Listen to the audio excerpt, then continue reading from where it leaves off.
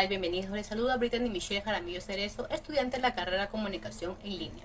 Hoy les daré un resumen de las noticias del editorial. Como primer tema tenemos alerta. El robo de carros va en aumento. Un promedio de 14 vehículos son robados por día en la zona 8, que comprenden Guayaquil, Durán y San Borondón. Si comparamos los primeros 4 meses del 2023 con el mismo lapso de tiempo del año anterior, hay un incremento del 41%. Según datos policiales, se ha descubierto en talleres mecánicas piezas sin justificación existentes. La venta de autopartes por medio de las redes sociales son una alerta que no se debe dejar pasar por alto.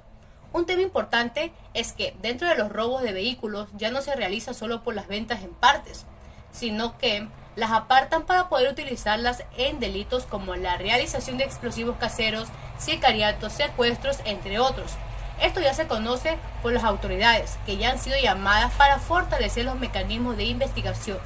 A aquellos que son víctimas de estos delitos se les recomienda hacer la denuncia de inmediato para que las autoridades procedan con la respectiva investigación. Las autoridades estudian los modus operandi para hacer frente a esta situación con la finalidad de velar por la integridad y la seguridad de la ciudadanía. Como segundo tema tenemos, ¿pueden esperar los nietos? Los nietos para sus abuelos son como la economía de un país, y sí, es la realidad, porque hay nietos preocupados y nietos recíprocos, y otros que son todo lo contrario. Asimismo es la economía de los países. En algunos estados son altos y en otros va en decrecimiento. Por ejemplo, Ecuador, después de que Ecuador haya tenido decadencias en años pasados, mejoró la condición entre el 2000 y 2021 y creció un promedio de 1.22%. Mientras que en otros países como Argentina continuó con su promedio de 0.8%. Por eso es importante acoger políticas que fomenten el crecimiento y la estabilidad monetaria, así como la dolarización.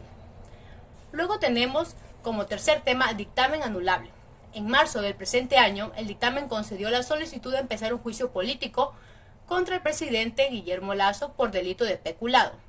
La Corte tiene el deber de realizar una ardua investigación que consiste en revisar la legitimidad del dictamen para evitar equivocaciones y no anularlo.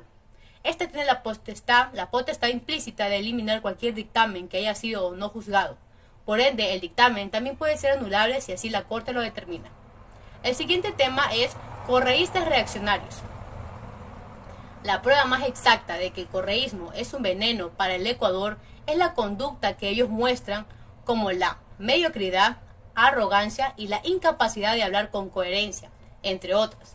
Estos no buscan el beneficio del país, sino de aquel representante. No le dan la importancia a los procedimientos, leyes ni a la justicia.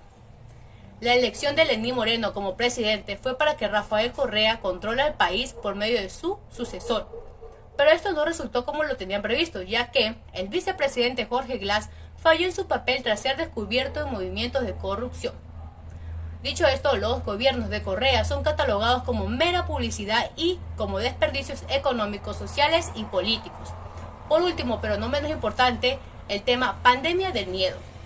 Como un mundo post-apocalíptico, aún quedan rastros de lo que fue una sorpresiva y triste pandemia. Señales de distancia social, carteles del uso de mascarilla en todo lugar y envases vacíos de alcohol tirados por las veredas. Esta fue una de las pandemias que nos dejó en constantes encierros, donde todos pudimos autoanalizarnos como personas y como sociedad. Un encierro que nos daba el presentimiento que como todo lo ecológico se restaura de manera sorprendente, la humanidad también podía hacerlo. Pero no. Pasaron meses y sí, nos liberamos de la cuarentena provocada por el COVID-19 y ahora vivimos en un constante confinamiento por la inseguridad. Tratamos de exponernos lo más mínimo posible, encerrados, viendo videos, noticias, de cómo poco a poco nos estamos volviendo esclavos de la violencia, inseguridad y la criminalidad. Uno de los factores que contribuyen a la delincuencia es la pobreza, la falta de oportunidades y la exclusión social.